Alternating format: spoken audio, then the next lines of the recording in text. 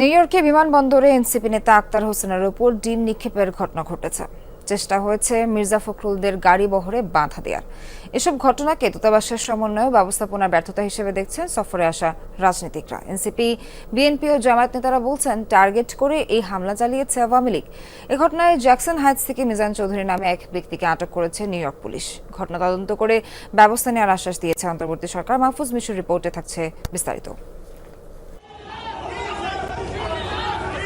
স্থানীয় সময় সোমবার বিকেলে নিউ ইয়র্কের জন এফ কেনেডি বিমানবন্দরে ডিম ছোড়া হয় এনসিপির সদস্য সচিব আক্তার হোসেনকে লক্ষ্য করে। বিএনপি মহাসচিব সহ একই সাথে বিমানবন্দর থেকে বের হচ্ছিলেন এনসিপির দুই নেতা।